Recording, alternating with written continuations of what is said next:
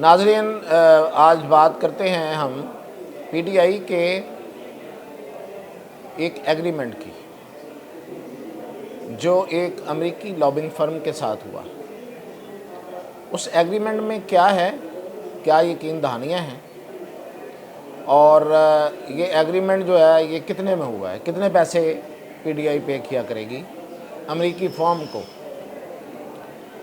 तो सबसे पहले तो मैं बताऊं कि ये एक अमेरिका की फ़र्म है, फेंटन एरलॉक, वाशिंगटन बेस्ड है।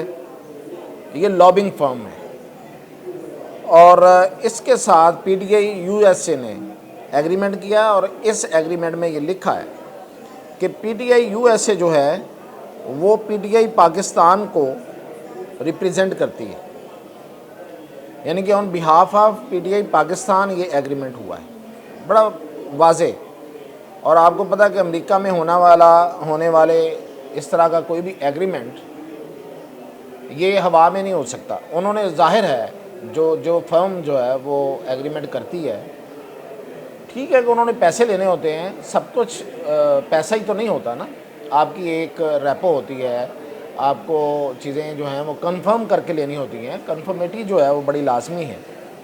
तो उन्होंने पीटीआई यूएसए को ने जब ये कहा, इसमें मैं आगे जाके आपको बताता हूँ कि कहाँ कहा है कि वो पीटीआई पाकिस्तान की रिप्रेजेंटेटिव है, उसकी नुमाइंदा है, तो उन्होंने कंफर्मेशन तो ली होगी ना, और कंफर्मेशन ज़ाहिर है डॉक्यूमेंटेड होती है।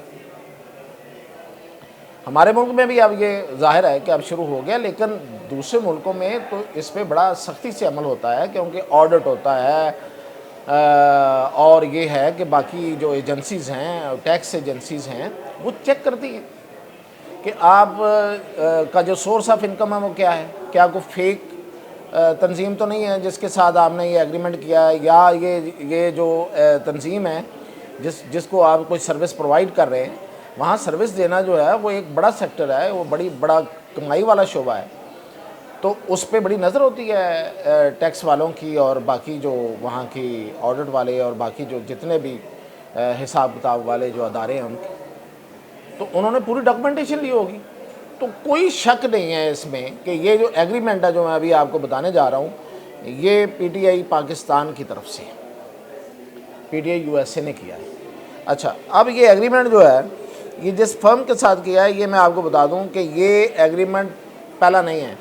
2022 में अगस्त में इसी फर्म के साथ पीटीआई यूएसए ने एग्रीमेंट किया था। अब ये रिन्यूएबल है, ये बेसिकली ये जो एग्रीमेंट है ये रिन्यूएबल है विद द न्यू गवर्नमेंट। नई गवर्नमेंट आई है, चूँकि वहाँ पे नई इंतज़ामिया आ गई है नए इलेक्शन के बाद, तो अब उन्होंने उस एग्रीमेंट का रिन्यूएबल किया है। उसमें मतलब चेंजेस क्या हैं वो भी बताता हूँ कि चेंजेस क्या हैं। अच्छा जी, अब ये जो एग्रीमेंट है इसमें स्कोप ऑफ द सर्विसेज में लिखा गया है, मैं 3 लाइनें अंग्रेज़ी में पढ़ता हूँ फिर उसका तर्जमा करते हैं कि lobbying and advocacy efforts directed at the US state department, other relevant government agencies and key political stakeholders to create a favorable and sympathetic understanding of Imran Khan and Pakistan Tehreek-e-Insaf party in the United States। तो इसका जो scope है उसमें पहला जो उन्होंने point दिया है वो ये है कि ये लॉबिंग करेगी ये कंपनी इमरान खान और पीटीआई पाकिस्तान तहरीक-ए-इंसाफ के लिए एक हमदर्दाना माहौल बनाने में, और उनके बारे में जो वो बताना चाहते हैं जो पाकिस्तान में उनके साथ हो रहा है वो, ताकि अमेरिका में ये उसको अच्छी तरह से समझा जा सके। अमेरिका में utilizing Fenton Arlook contacts and the resources of to help reshape PTI's image within US political circles with the goal of fostering a positive narrative and securing political goodwill towards PTI platform and leadership. Advising, ये third point, दूसरे कहाँ, पहले इसको देख लेते हैं।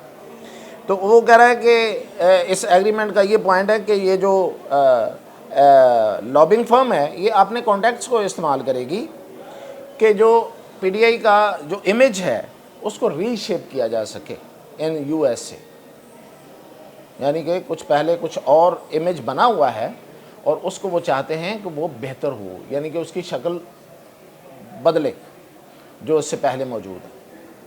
अच्छा जी, और तीसरा पॉइंट है कि advising PTI USA on communication and strategies that align with US interests, specifying regarding Pakistan's foreign policy with Pakistan's neighboring country।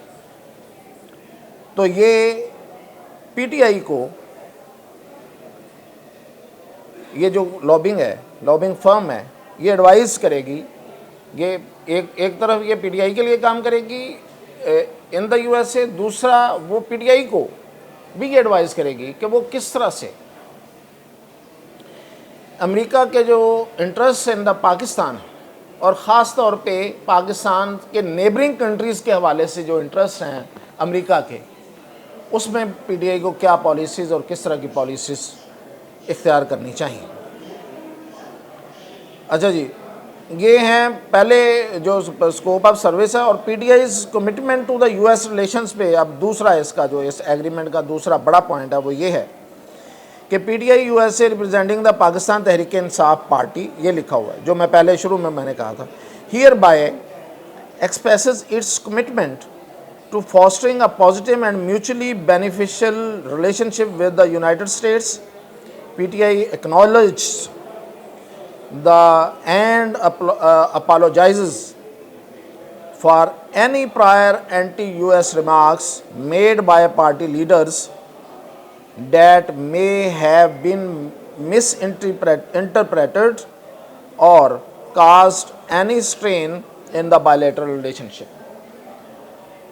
तो पीटीआई जो है, पीटीआई यूएसए जो को पीटीआई पाकिस्तान को रिप्रेजेंट कर रही है, वो इस बात को यकीनी बनाएगी कि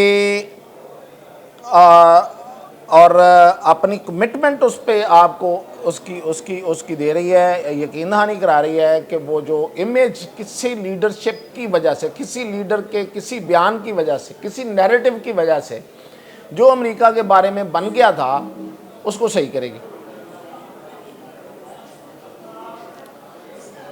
उस पर माफ़ी भी मांगती है, सही नहीं करेगी, सिर्फ माफ़ी भी मांगती है।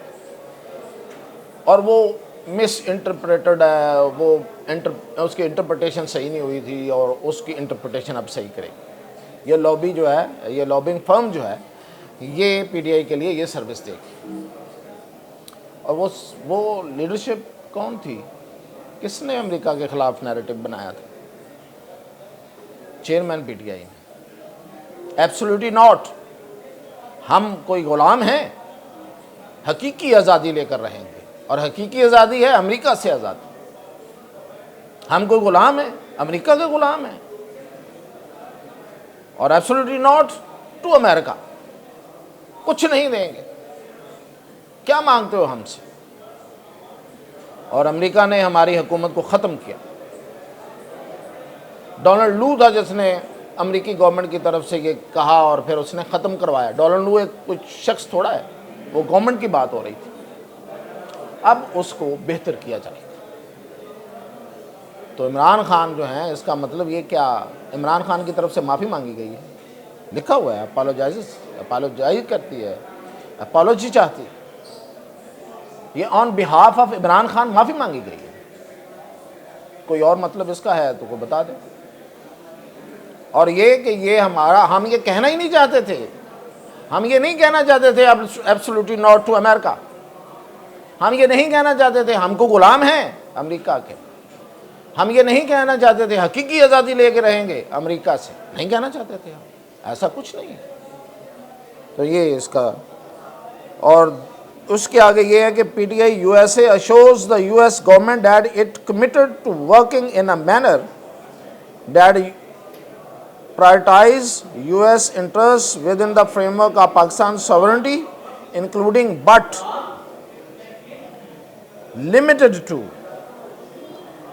ये बड़ा हाईलाइट हुआ है, पाकिस्तान की सॉवरेनिटी के फ्रेमवर्क के अंदर रहकर ये यूएस गवर्नमेंट जो है ना उसके लिए पीटीआई यूएसए काम करेगी, लेकिन लेकिन सुने highlighted supporting US objects in Pakistan objectives supporting US objectives in Pakistan as they pertain to maintaining regional stability। US के जो ऑब्जेक्टिव्स हैं ना स्टेबिलिटी लाने के लिए, अमेरिका इस खिते में स्टेबिलिटी लाना चाहता है, बिल्कुल सबको पता है। अमेरिका ही तो है जिसकी वजह से यहाँ स्टेबिलिटी है, अमेरिका ही तो है जिसकी वजह से हमने रूस के ख़िलाफ़ लड़ा और यहाँ पे कितनी स्टेबिलिटी आई।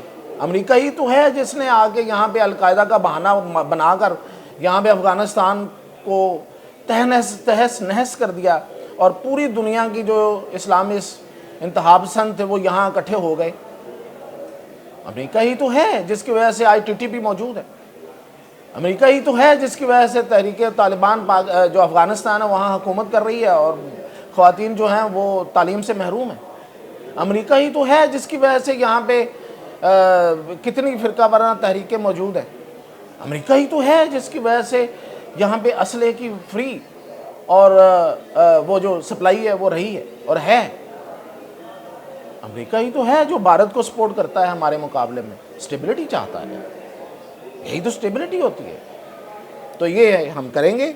और इसके आगे क्या है, काउंटरिंग द ग्रोइंग इन्फ्लुएंस, ये सुनने वाली बात है, countering the growing influence of neighbouring country in Pakistan in the area that may conflict with the US geopolitical and economic interest. हमारे उन हमसाया ममालिक का जो असर रसूख बढ़ रहा है, बढ़ता जा रहा है, नेबरिंग कंट्रीज़ का पाकिस्तान के अंदर और इस इलाके में, जो कि कन्फ्लिक्ट करता है with the US geopolitical and economic interest. कमाल है, वो इंडिया है क्या? इंडिया का इन्फ्लुएंस यहाँ बढ़ रहा है, एक हमसाया हमारा इंडिया है। और अगर फर्ज करें कि इंडिया का इन्फ्लुएंस कोई पाकिस्तान में बढ़ रहा है या खिते में बढ़ रहा है, तो वो अमेरिका के खिलाफ है, वो तो अमेरिका का अलाय है, हमसे बड़ा अलाय है, हर तरह का इकोनॉमिक अलाय है, स्ट्रेटजिक अलाय है, डिफेंस अलाय है, पूरी अलाइनमेंट है उनकी अमेरिका के साथ। अच्छा जी, आगे आ जाएं। और कौन सा हमारा नेबरिंग है? ईरान। ईरान का असर रसूख पाकिस्तान में बढ़ रहा है। ईरान क्या कर रहा है? पाकिस्तान को इस्तेमाल कर रहा है अमेरिका के खिलाफ। हमने ईरान पर होने वाले हमले का जवाब दिया, हम कोई ईरान के साथ कंधे से कंधा मिला के खड़े हो गए, हमने ईरान को असला फराहम कर दिया। क्या कर दिया भाई? हमने ईरान से तेल खरीदना शुरू कर दिया ताकि ईरान की जो इक़्तिसादी मसाइल है वो ख़त्म हो जाएं। कुछ ऐसा किया है? कुछ भी नहीं किया। ये भी फारग। अब एक और मुल्क रह गया, वो चाइना है, उसका असर रसूख बढ़ रहा है, उसके साथ हम सी पैक कर रहे हैं, उसके साथ हम सी पैक के और उससे रिलेटेड कितने हम एग्रीमेंट कर रहे हैं, और वो इस खिते से गुजरेगा, हमारे मुल्क से गुजरेगा, और इस मुल्क से गुजरते हुए पूरे खिते में उसका असर रसूख बढ़ेगा, नो डाउट। इकोनॉमिक कॉरिडोर है, इकोनॉमिक्स यहाँ से प्रमोट होगी, उसकी मईशत जो है वो उसको फ़ायदा होगा। जाहिर है चाइना जो है ऐसे ही हमारे साथ इतना कंधे से कंधा मिला के क्यों खड़ा हुआ है? तो ये है एक मुल्क, उसका असर रसूख बढ़ रहा है, और वही अमेरिका के लिए चैलेंज है। मैं नहीं कहता, ट्रंप कह रहा है, पूरा अमेरिका कह रहा है। ट्रंप को छोड़ें, ट्रंप से पहले भी सारे यही कह रहे हैं। ट्रंप ने तो खैर अब अमली इक़दाम का ऐलान कर दिया है, पहले वालों ने उस तरह नहीं किया था, इन अ सटल वे वो सब कुछ कर रहे थे। अब तो वो अमेरिका की तिजारत रोकेगा, तो तिजारत तो यहाँ से हो रही है, अगर वो वहाँ रोकेगा तो यहाँ भी रोकेगा, तो यहाँ कौन रोकेगा? पीटीआई। हम कोई गुलाम हैं? Absolutely not.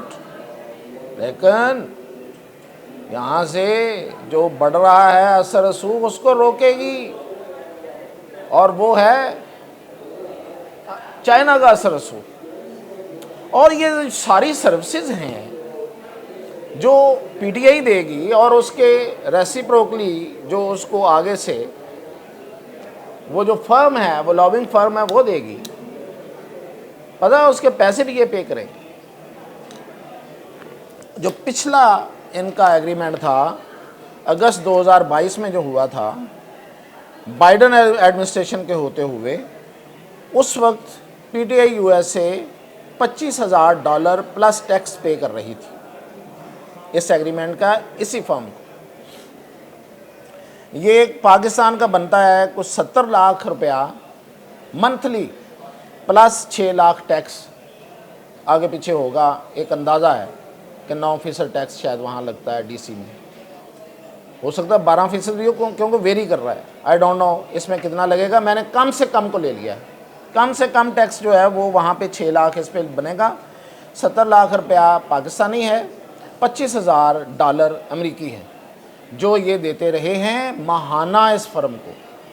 और अब इस जो नया मुआहदा हुआ है उसमें ये $40,000 देंगे माहाना प्लस टैक्स पे करेंगे, और 40,000 बनते हैं पाकिस्तान के रुपयों में 1,11,00,000। और इसमें जो टैक्स कम से कम मैंने जो शरह निकाली है वो 10 लाख है। तो इस तरह 1,12,00,000 रुपया पीटीआई यूएसए माहाना इस फर्म को पे करेगी, और उसके जवाब में जो जो इन्होंने लेना है और जो देना है वो मैंने आपको बता दिया है। अब आप समझें, आप आपका काम जाने कि ये जो एग्रीमेंट है इसका क्या मतलब है, और पीटीआई ने ये एग्रीमेंट किया है। तो जाहिर है हम आज भी इन्हें यही कहेंगे कि यही हैं हकीकी आज़ादी के अलमबरदार, यही हैं अमेरिका मुखालफ, यही हैं एब्सोल्युटली नॉट कहने वाले, और यही हैं जो गुलाम नहीं हैं। इसी के साथ इजाज़त, अपडेट इंशाल्लाह कल।